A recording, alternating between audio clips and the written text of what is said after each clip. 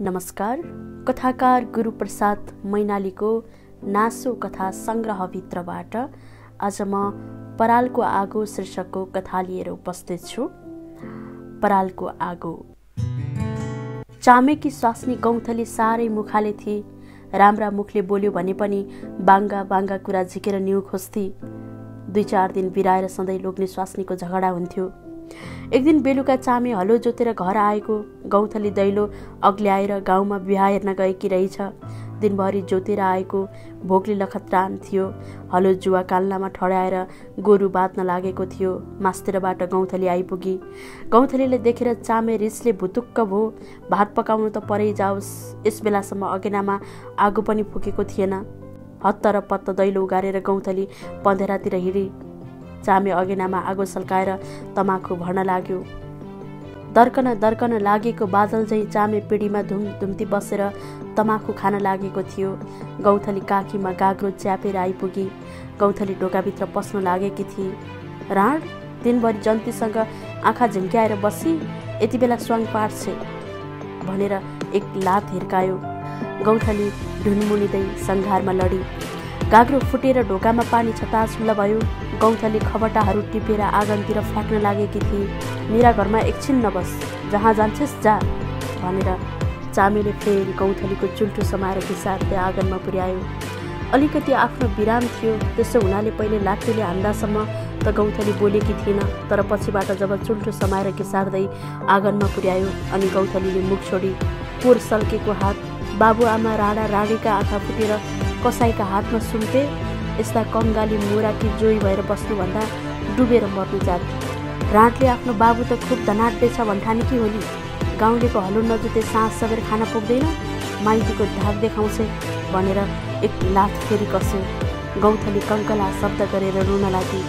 गाउँका सारा केटाकेटीहरू तमासा हेर्न काल्नामाथि आएका थिए। मोरा हो, यहाँ के को रमिता छ र हेर्न आएका भनेर चामेले लौरो लिएर लगार्यो। केटाकेटीहरू हाँस्दै मास्तिर भागे।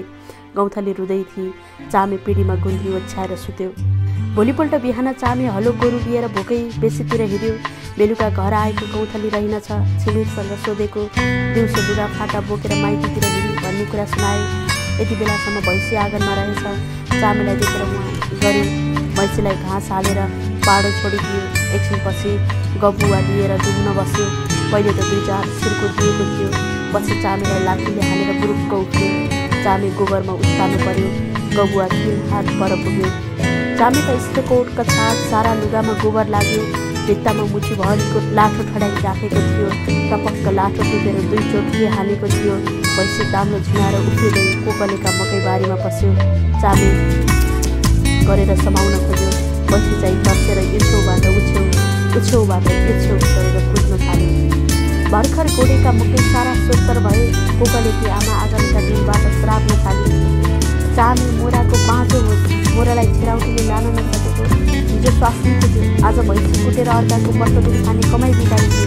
कसैको नभएको रिस बजियाले बहादुरी देखाएको होला। पोहोर धनबिरीले नाच्चीले खाँदैथ्यो र बर्खाभरि फला परेथ्यो। बलियो छु भन्दो हो। पर चक्रीलाई कुट्न सक्ने पो सक्ने। आफ्नो स्वास्नी किलामा बाँधेका वस्तुलाई कुट्ने के कुट्ने। साँझ पर्यो कि एउटा न एउटा बिछाइ गरेर गाउँमा खल्ल र बल्ल पार्छ। धनवीरका घरमा जाको भोज थियो। गाउँभरिका केटाहरू जाँड खाएर चुर थिए। कोकले मारुनी भएर मादल बजाउँदै नाच्दै गर्न लागेको थियो। अरू केटाहरू कोकलेका सुरमा सुर मिलाएर गाउँदै ताल दिँदै गर्न लागेका थिए। त्यस्तैमा बहिनी चाहिँ आएर मुगलबारीमा चामेको भैँसी बसेको कुरा सुनाइ। कोकले मारुनीको लहाङ्दै सुक्दा छोड्दै मकैबारीमा पुग्यो। कोकलेको पोसाक देखेर भैँसी चाहिँ हाड सुक्सा लाएर घुम्न थाल्यो। बाँकी रहेका 2-4वटा मकै पनि स्वाहा भयो। मकै सोत्तर पारेको देखेर कोकले आगो भयो। चामेका गालामा कसेर थप्पड लगायो। बिचरो चामे केही बोलेन। आधा राततिर बल्ल बल्ल 4-5 जना भएर भैँसी धपाएर ल्याए। भोलिपल्ट बिहान चामे पँधेराबाट घाँसमा पानीको गाग्रो बोकेर आउन लागेको थियो। मास्तिरबाट जुठे दमैकी स्वास्नी गरी। जुठे दमैसँग चामेको साह्रै मेल थियो। जुठेकी स्वास्नीलाई चामे भाउजू भन्थ्यो। चामेले पानी बोकेको देखेर जुठेकी स्वास्नीले हाँसेर भनी, आयो लोग्ने मानिसले पानी बोकेको कति नसुहाएको। के गर्नु भाउजू, राणलाई माइततिर गाडी हाले, आफूले नबोकेर कसले बोकिदिन्छ? कुट्न थालेपछि आँखा नदेख्ने बिचरी नभागेर के गरोस्? आफ्ना मुखले छुरा जस्तो मुख छ अनि नकुटेर के गर्नु? मुखाले भएको अलिकति कुटेरै पनि हो ब्यारे। चुप लाग। पोहोर दशैँमा जुठे दाइले एकैचोटि तिमीलाई कसरी कुटेथे? खोइ त एक वचन फर्कायौ? एकचोटि भन्छौ, अहिले पो भक्ति भइरहेछन्।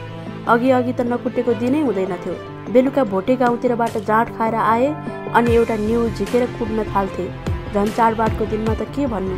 2-4 दिन झरी बादल भयो कि आजकल पनि जिउ दुख्छ। तर आफूले त यो उमेर भयो कहिले मुख फर्काएको थाहा छैन। हो त नि, के कुटेर मुखाले भयो कि भन्छौ त? तिम्रा जस्तो सुबान भए पूजा गरेर राख्ने थिए। जे भए पनि स्वास्नी जैलीसँग टेक गरेर हुँदैन। कति दिन पानी पँधेर गरेर बस्ने? भोलि नै लिन जाऊ। ज्ञान जानेर आउँछ भने घर छँदैछ, लिन त पोडे भए जाउँला। चामे बाकटे भोटोमाथि इष्टकोट लगाएको, तेस्रो कछाड कसेको, मैल टल्केको कालो टोपी लगाएको, 2 आँखी भाउका माझमा सिन्दुरको टिको लगाएको, काँधमा पानीको गाग्रो बोकेको, जुङ्गाको रेखी बसेको कालो कालो एक छाँटको देखिन्थ्यो।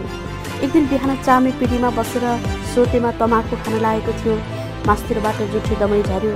अघि छोरो बोकेर जुठे आइरहेको थियो। पछि लुगाको सानो कुटुरो काखी च्यापेर स्वास्नी आउन लागेकी थिए। चामेलाई देखेर जुठेले हाँसेर भन्यो, के मेलो छ कान्छा? बसाउ सदाई। स्वास्नीलाई माइत धपाइहालिस्, अब एक्लै मोज गर बस। जुठेका लोग्ने स्वास्नीको खुबै प्रीति थियो। जुठे सधैँ स्वास्नीलाई लिएर माझी गाउँतिर लुगा सिउन जान्थ्यो। बाटामा लोग्ने स्वास्नी घर गृहस्थी दुःख सुखका कुरा गर्दै जान्थे।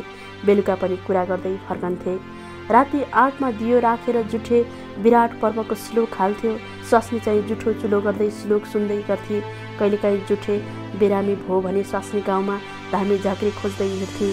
विष्टहरूका लुगा सिउन जाँदा कहिलेकाहीँ जुठे स्वास्नीसँग ठट्टा गरेर किक्लिक्क घिर्चो तान्थ्यो अनि यसो अरू मान्छेपट्टि हेरेर आँखा झिम्क्याउँथ्यो। स्वास्नी चाहिँ बुढो हुँदा पनि ठट्टा गर्ने बानी नगएको भनेर अर्कोपट्टि फर्केर हाँस्थे। जुठे चोखीनीति पनि गर्थ्यो। बिहानै धारामा गएर नुहाउँथ्यो। नुहाइसकेपछि पदेर्नीहरूले लुगा पकाएको ठाउँको खरानीको बिगुद लाएर विद्युतको सरी रूप लिई गगनमा उड्नुभयो झट्ट तसै भन्ने स्त्रोत पाठ गर्थ्यो। जुठेका गृहस्थी जीवनसँग आफ्नो जीवनको तुलना गरेर चामे बहुतै दुखी हुन्थ्यो। जुठे कहाँ लोग्ने स्वास्नीको त्यस्तो माया प्रीति छ। दुःख सुखका कुरा गरेर सँगै हिँड्छन्। आफ्नी स्वास्नी चाहिँ झगडा गरेर माइततिर हिँड्छे। बिहा भएको यतिका दिन भइसक्यो, कहिले राम्रा मुखले बोलेको थाहा छैन। फेरि एउटा भएको भैँसी पनि नजिक पर्न दिँदैन। आफू त माइत गई भैँसीलाई पनि एक हाते पारेर गई। यस भैँसीले गर्दा गालामा कुकलेको लबटो पर्यो। भिरबाट घच्यार दिउँ भने साउको डोकु भुल्याएर साउले बाँध्छ। आफूले जुठो नगरेर भोकै बस्नुपर्छ। यस्तो छुसी जिन्दगी बिताउनु भन्दा खरानी घसेर हिँड्दै जाती। तर खरानी घसेर पो के गर्नु र? 10 घरका कुकुर नभुकाए खान पाइँदैन। उसमा पनि आजकल फेटा गुथेका मोटा घाटा जोगी देख्यो भने कोदाली खन्नाको गहराले जोगी भएको भनेर मानिसहरू किल्ला गर्छन्। पार्टीको बास हुन्छ। बिरामी परियो भने एक मुठी पानी खान दिने मानिस हुँदैन। अर्काले भनोस् कि नभनोस् आफै नमो नारायण बा भनेर बिगुद लाइदिँदै हिँड्दै गर्छन्। ठुला ठुला झोला भिरेर खलामा चहाड्छन्।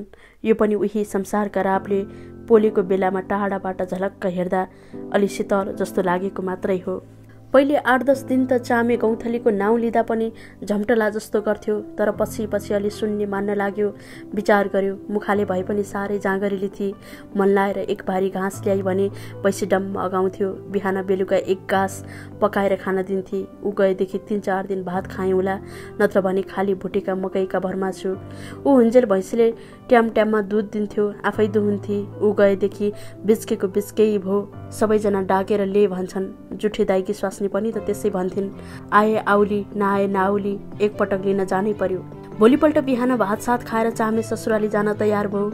सन्दुकबाट पनेलाको दौरा सुरुवाल झिकेर लगायो। टोपीमाथि गौँथलीले तमाकुको पोको राखिदिएकी रहेछ।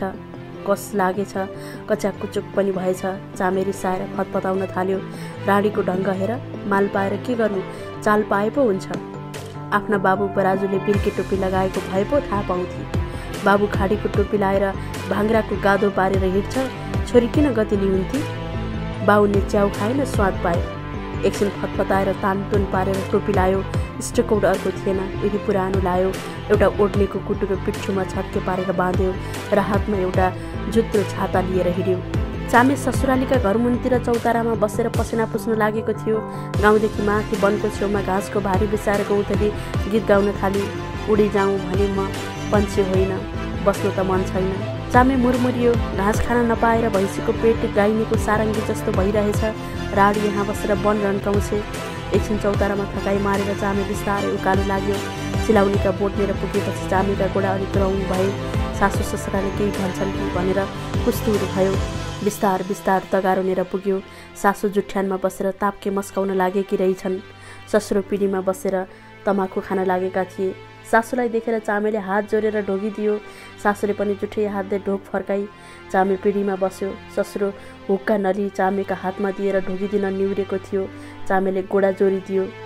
एकछिनपछि घाँसको भारी लिएर गौँथली आइपुगी। पनेलाको चोलो छिटको फरिया लाएकी, फरियाको गुल्थो खुम्च्याएर पटुका बाँधेकी, हातमा बाला, घाँटीमा पुवालो लगाएकी, पुष्ट छाती भएकी, निधारमा सिन्दुरको ठुलो टिको लाएकी, कपालमा गुराँसको फुल सिउरेकी, अलि अलि सावलो वर्णकी निकै राम्री देखिन्थे। गौँथलीको त्यो मनोहर रूप देखेर चामे तृप्त भयो। घरमा साक्षात् गृहलक्ष्मीले प्रवेश गरे जस्तो मान्यो। साँझ परेपछि गौँथली आएर चामेका गोडामा ढोगिदी। चामे गदगद भयो। आज उसको हृदयमा गौँथलीलाई समातेर 1000 चोटि चुम्बन गरू भने जस्तो लाग्यो। समाउनलाई हात लप्काएको थियो। गौँथली हात पन्छाएर घरभित्र पसी। भात साग खाएपछि चामेलाई पिँढीमा ओछ्यान लगाइदिए। चामे ओछ्यानमा पल्ट्यो, तर उसका आँखामा निद्राको लेस थिएन। ऊ केवल गौँथली आउँछ कि भनेर बाटो हेरिरहेको थियो। सबैले खाए, जुठो चुलो गरे। एकछिनपछि को हो कुन्नी बत्ती लिएर चोटातिर गयो। त्यसपछि कसले हो कुन्नी दैलो ढप्काएर आग्लो लायो। चामे दङ्ग पर्यो। चामेका मनमा कुरा खेल्न लागे। अरे त्यो दिन बिचारी गौँथलीलाई किन कुटे होला?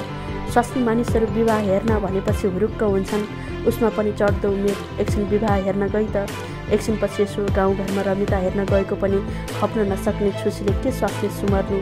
भात पकाउन अलिकता ढिलो गरी भनेर स्वास्नी कुट्नुभन्दा अदम काम अर्को के होला? अलि मुखाले भएकी पनि कुटेरै हो। अब घर गई भने कहिले कुट्ने छैन। जुठे दाइका भन्दा बढ्ता कदर गरेर राखिन भने अनि भन्नु। मनमा कुरा उत्तिकै खेलिरहेका थिए। तलतिरबाट उपियाले उत्तिकै टोक्थे। बिहानी पख ढोका उगारेको शब्द आयो। गौँथली आइकी भनेर चामेले ठाडो कान लायो। पछि हेर्दा ससुरो बुढो रहेछ। ससुरो दैलो उगारेर करेसातिर पिसाब गर्न गयो। चामेले रातभर निमेष लाएन। गाईबस्तु फुकाउने बेला भएको थियो। ससुरो पर्खालमा बसेर तमाखु खान लागेको थियो। सासू चाहिँ पिँढीमा बसेर मकै छोडाउन लागेकी थिए। गौँथली भित्र मजेरीमा जुठो चुलो गर्दै थिए। चामेले अलि लाज माने जस्तो गरेर ससुरासँग भन्यो, खेती कमाईको बेला छ ससुरा, छोरी पठाइदिनु पर्यो। ससुराले एकछिन खोकेर अनि नली गालामा अड्डाएर भन्यो, हुन त ज्वाइँ गरिब र सरिब भनेर अनेक थरीका नाउँ राख्यौ अरे, तर गरिब भए पनि आजसम्म कसैका घरमा पोल्टो थाप्न गएको छैन। पाउ पुजेर दिएको तिमीलाई हो। आफ्नै स्वास्नी राजी गराऊ, लैजाऊ, कसैले छेकेको छैन। चामेले निच्च मुख लायो। एकछिनपछि जुठो चुलो सिद्धाएर डोको नाम्लो लिएर गौँथली वनतिर जान लागेकी थिए। चामेले पाखुरामा समाएर भन्यो, डोको नाम्लो लिएर कता नि?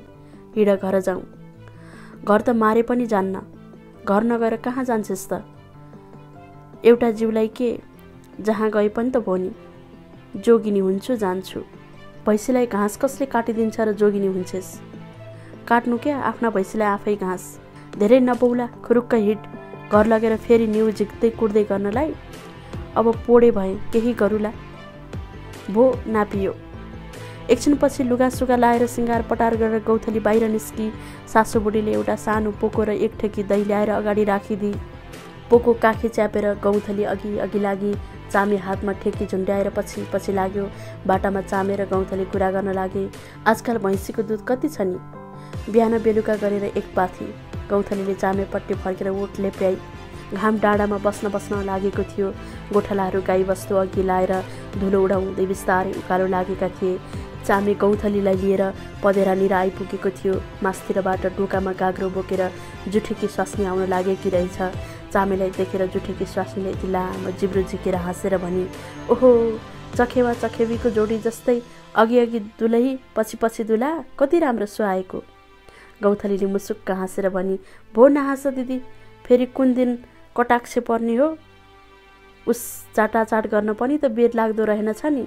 लोग्ने स्वास्नीको झगडा, परालको आगो।